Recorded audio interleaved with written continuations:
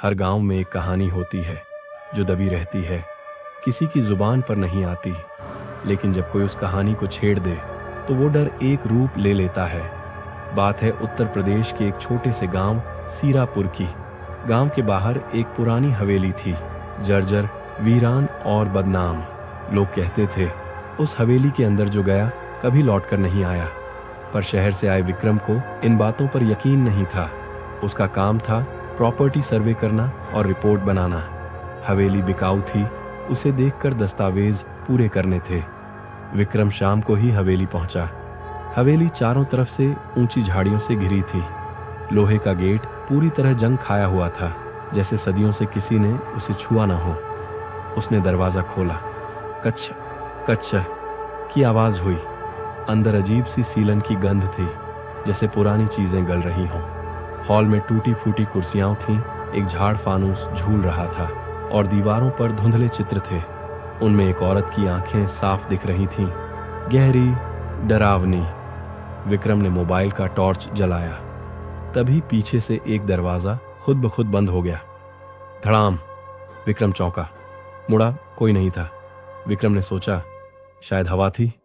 उसने बैग खोला, डायरी निकाली और नोट्स लिखने लगा। रात करीब 2 बजे। विक्रम की नींद खुली। कोई धीरे धीरे सीढ़ियां चढ़ रहा था। उसने ध्यान लगाया। थक थक थक। फिर वही आवाज अब पास आती हुई। विक्रम ने फौरन टॉर्च जलाई। दरवाजा बंद था, लेकिन किसी के चलने की छाया दिखाई दे रही थी दरवाजे के नीचे की दरार से। विक्रम दबे पांव दरवाजे तक गया, धीरे से खोला।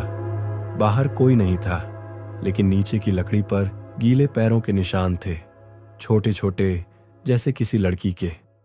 अगली सुबह हवेली की अलमारी में एक पुरानी डायरी मिली। उस पर नाम लिखा था रूपा। विक्रम ने पढ़ना शुरू किया। माँ ने कहा, हवेली में रात मत बिताना, लेकिन मैं शिव को देखे बिना नहीं रह सकती। मैं रोज रात उससे मिलने आती हूँ। हमने वादा किया है एक दिन भागकर शादी करेंगे, लेकिन कोई है जो हमें देखता है अंधेरे में, खिड़की के पीछे से। कल रात किसी ने शिव को मारा, वो चीखा, पर कोई सुनने नहीं आया। अब मैं अकेली हूँ। आखिरी पन्ना खून से सना था। शिव की लाश हवेली के नीचे तहखाने में है। मैं वहीं रहूंगी जब तक वो लौट ना आए। विक्रम कांप गया। हवेली में तहखाना? विक्रम ने फर्श पर ध्यान से देखा। हॉल में एक जगह की लकड़ी बाकी से ज्यादा ढीली थी। वहां जोर से पैर रखने पर खट की आवाज आई। उसने फर्श हटाया। नीचे एक लोहे का दरवाजा था, जंग लगा, बंद।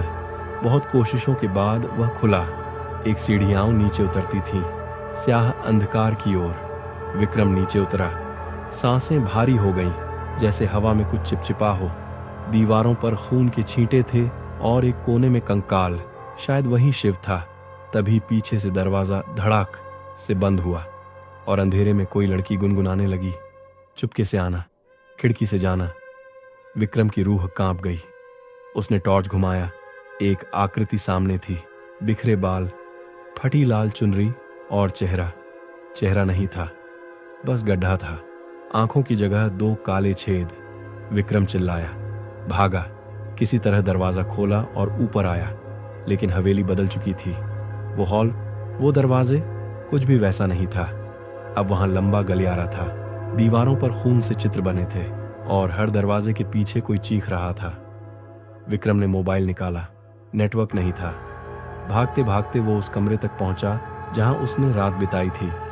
बंद बैग, बंद खिड़की, लेकिन एक दर्पण अब वहां था। उसने खुद को देखा, लेकिन दर्पण में उसका अक्स धीरे धीरे बदलने लगा। अब उसमें रूपा थी। विक्रम ने पीछे मुड़कर देखा, कुछ नहीं। फिर एक आवाज आई, अब तुम रहोगे यहां हमेशा के लिए। अगली सुबह गांव के 2 लोग आए। उन्हें हवेली के पास विक्रम की गाड़ी दिखी थी। जब वे अंदर पहुंचे, सन्नाटा था। हवेली शांत थी, लेकिन फर्श पर खून के निशान थे और दीवार पर किसी ने लिखा था, वो लौट आया है। 3 दिन बाद शहर से पुलिस आई। विक्रम के परिवार ने गुमशुदगी दर्ज कराई थी। हवेली की तलाशी ली गई, कुछ नहीं मिला सिवाय एक डायरी के। उसी डायरी में नया पन्ना जुड़ा था, मुझे यहां कुछ मिल गया, या शायद मैं किसी को मिल गया। अब मैं अकेला नहीं हूं, मैं अब भी हूं हवेली के अंदर, तुम्हारा विक्रम। गांव के लोग आज भी हवेली के पास नहीं जाते। कहते हैं हर अमावस की रात वहां कोई गुनगुनाता है, चुपके से आना, खिड़की से जाना, और जो सुन ले वो कभी लौट कर नहीं आता।